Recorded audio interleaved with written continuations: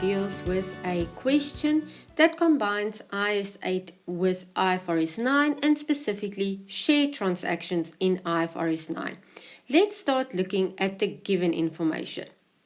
Aqua Limited is a manufacturing entity listed on the JSE Limited with a 30 September reporting date. You are preparing the annual financial statements for the year ended 30 September 2011.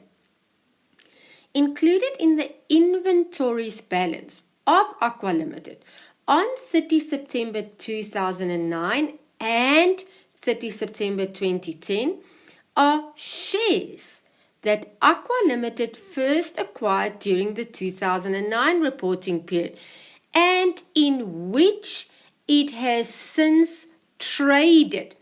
So Aqua Limited trades in the shares. That means active buying and selling, short-term profit making. That does almost sound like trading inventories that you buy with the purpose to resell. So what they are telling us that included in the inventories balance is the shares.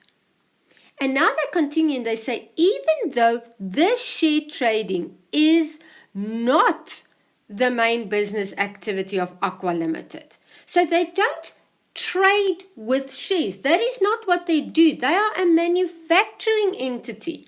They manufacture inventories with the purpose to resell. So their main business is not the trading in shares. They still included the shares that they were trading in the inventories balance, and they say it's Aqua Limited's inexperienced accountant that, and this is important, incorrectly treated these shares as inventories in the accounting records instead of treating these shares as investments. So they make it very clear in this paragraph that this was a mistake. The accountant made an error. Sometimes in the given information, it's not as obvious.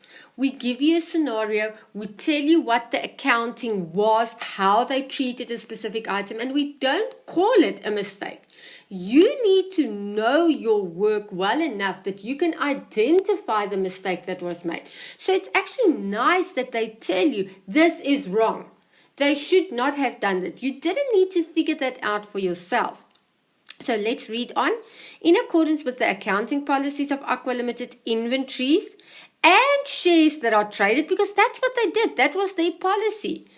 That is how they treated the shares. So, and the shares that are traded are measured in accordance with first in, first out. And Aqua Limited uses the perpetual inventories system. Assume all transactions are for cash only. The following information is relevant to the share transactions. They give you specific dates, what happened on that date, what kind of transaction took place, and then they tell you that it all happened at fair value and that the fair value excluded the brokerage fee. So they give you the fair value as R1 per share and it excludes any brokerage fee. No share transactions occurred prior to 1 March 2001. For the reporting periods ended 30 September 2009 and 30 September 2010, these share transactions that you see here above have been accounted for as follows. Now, this is also important. This is where you get to understand what was done. And for any IAS 8 kind of question, it is really important to understand what was done before you go and have a look, okay, but what should have been done? And then you identify the differences, correct the differences, and disclose the changes you made. So it's important to realize how did they account for these shares, and that is what they are telling us now.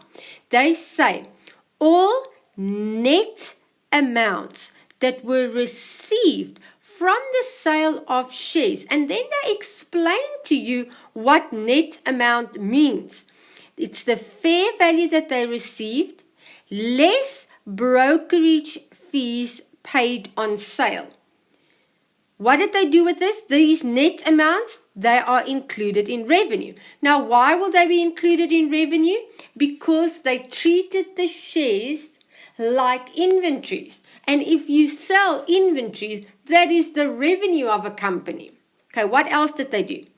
All cost of the shares sold is included where? In cost of sales. How does that make sense? Well, they treated the shares like inventories. And if you sell inventories, the amount you receive is revenue, but the cost goes to cost of sales. Okay? Then they continue and they say, at initial recognition, the shares, which were recognized as inventories, these shares were recognized at what? At cost plus the brokerage fees. So what did they do? They included the brokerage fees as a cost necessary to get these inventories as part of the initial recognition, as part of the cost of inventories. What else did they do? Well, at each year end, the shares were measured at the lower of cost and net realizable value. Well, that is what happens to inventories. At the end of each year, you need to go and calculate what is the net realizable value, and you measure inventories at each year end at the lower of cost or NRV.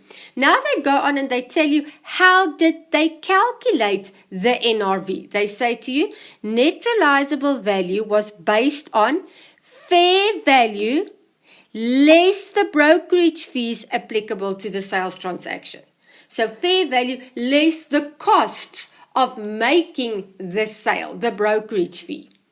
And then they say to you, but okay, what is this brokerage fee? How much is it? Because they only gave us the fair value. What is brokerage fee? Brokerage fees amount to 10% of what? Of the fair value. When?